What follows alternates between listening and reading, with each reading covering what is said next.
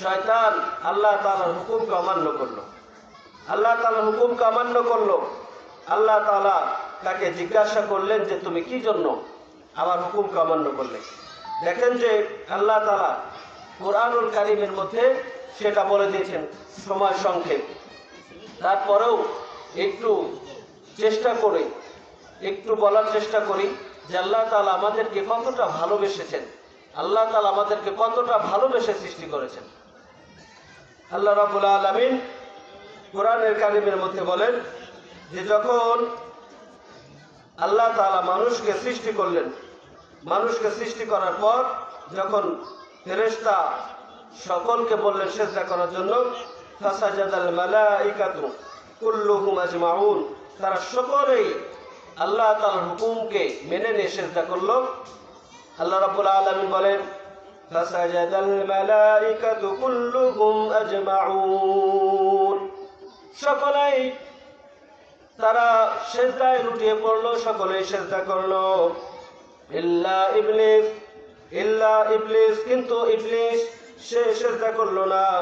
আবা আইয়াকুনা মা'আস সাজিদিন, সে এটা সিজদা করতে অস্বীকৃতি জানালো, অস্বীকার করলো। আল্লাহ রাব্বুল আলামিন বলেন ক্বালা ইয়া ইবলিস মা লাকা আল্লা তাকুনা মা'আস সাজিদিন, ও ইবলিস শয়তান তোমার কি হলো, কি কারণে তুমি সিজদা করলে না?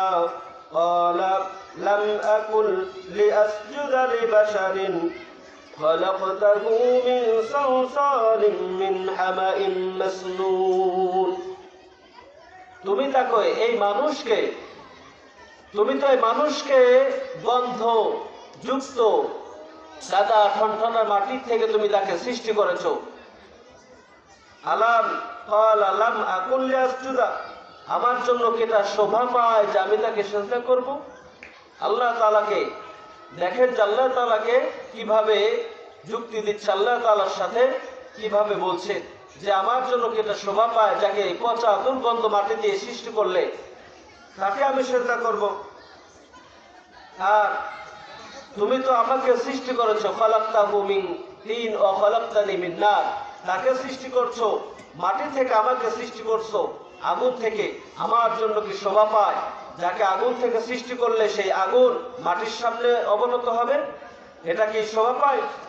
আল্লাহ রাব্বুল আলামিন বলেন ক্বালা ফাখরুজ মিনহা ফাইন্নাকা রাজীম, বের হয়ে যা জান্নাত থেকে, শয়তান তুই আজ এখান থেকে বের হয়ে যা, এখানে থাকার মতো আর তোর সুযোগ নেই, তুই বিতাড়িত শয়তান, কিয়ামত পর্যন্ত তুই অভিশপ্ত লানতপ্রাপ্ত, তোর এখানে আর থাকার সুযোগ নেই, এখানে আর কোনো থাকার সুযোগ নেই। এরপর শয়তান আল্লাহ রাব্বুল আলামিন বলেন ওয়া ইন্না আলাইকাল লা'নাতা ইলা ইয়াউমিদ্দিন, যা তোকে বের করে দিলাম, তুই জান্নাত থেকে বের হয়ে যা, কিয়ামত পর্যন্ত তোর উপর লানত অভিশাপ। শয়তান তখন বলেন ক্বালা রাব্বি ফাআনযিরনি ইলা ইয়াউমি ইবআসুন, রব্বুল আলামিন আপনি তো আমাকে অভিশাপ দিলেন, আপনি তো আমাকে লানত করে দিলেন, আপনি তো আমাকে বের করে দিলেন, তাহলে আল্লাহ আপনার কাছে আমার চাওয়া আপনি আমাকে কিয়ামত পর্যন্ত আমার হায়াতকে বৃদ্ধি করে দেন।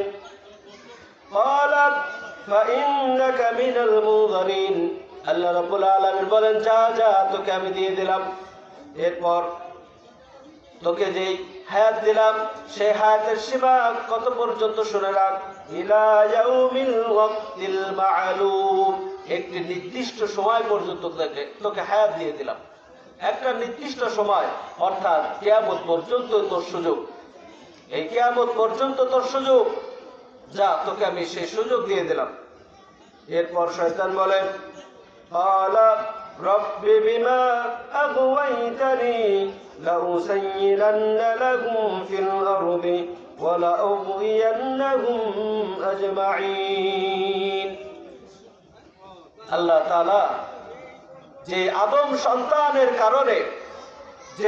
সন্তানের কারণে আজকে আমাকে নষ্ট করেছো, আজকে আমাকে বিতাড়িত করেছো, আজকে আমাকে বরবাদ করেছো, আল্লাহ, আমি সেই আদম সন্তানের জন্য দুনিয়াকে এমন চাকচিক্য করে তাদের সামনে সাজাবো, এমন চাকচিক্য করে তাদের সামনে তুলে ধরবো, এবং ওয়ালা উগওয়ান্নাহুম, আমি শয়তান আজকে তোমার সামনে ওয়াদা করছি, আমিও তো তাদের সকলকে ভ্রষ্ট করব এবং তাদেরকে সকলকে আমি জাহান্নামী করে ছাড়বো। নাউযুবিল্লাহ। আল্লাহ তাআলার সাথে চ্যালেঞ্জ করেছেন। এরপর শয়তান বলে, ইল্লা ইবাদাকা মিনহুমুল মুখলাসিন, তবে তোমার যে সমস্ত মুখলেস বান্দা রয়েছে, যারা ঈমানদার, যারা তোমাকে ভয় করে চলবে, তারা ছাড়া, যারা তোমার হুকুম মানবে তারা ছাড়া আমি সকলকে জাহান্নামী করে ছাড়বো, তার সকলকে দিয়ে আমি জাহান্নাম পূর্ণ করে ছাড়বো। আল্লাহ রাব্বুল আলামিনও তাকে বললেন যে, শুনে রাখো শয়তান, আমার বান্দা যদি একেবারে আসমানের চূড়া পর্যন্ত গুনাহ করে, এরপর বান্দা যদি আমার কাছে মাপ চায়, আমি আল্লাহ তাআলা তার এই সমস্ত গুনাহ মুহূর্তের মধ্যে মাফ করে দেব। আল্লাহ রাব্বুল আলামিন হাদিসে কুদসির মধ্যে ইরশাদ করেন, ইয়া ইবনে আদম ইন্নাকা মা দাউতানি ওয়া রাজাউতানি গফারতু লাকা আলা মা কানা মিনকা ওয়া লা উবালি। ও আদম সন্তান, তুমি আমাকে ডাকো নাই, আমাকে স্মরণ করো নাই, আমার আকাঙ্ক্ষাও করো নাই, আমি আল্লাহ রাব্বুল আলামিন তারপরেও তোমার সমস্ত গুনাহগুলো মাফ করে দেব। কাউকে কোনো পরোয়া করব না, কাউকে কোনো কি করব না, কাউকে কোনো পরোয়া করব না, আমি তোমাকে মাফ করে দেব। এরপর আল্লাহ রাব্বুল আলামিন বলেন, ইয়া ইবনে আদম লাউ বালাগাত যুনুবুকা আনানাস সামাই সুম্মা ইস্তাগফারতনি গফারতু লাকা।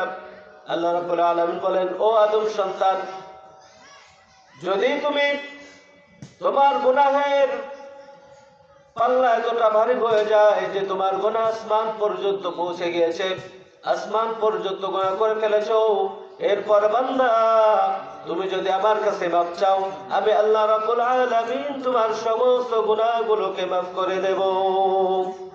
আল্লাহ রাব্বুল আলামিন সমস্ত গুনাহগুলোকে মাফ করে দেব। সুবহানাল্লাহ।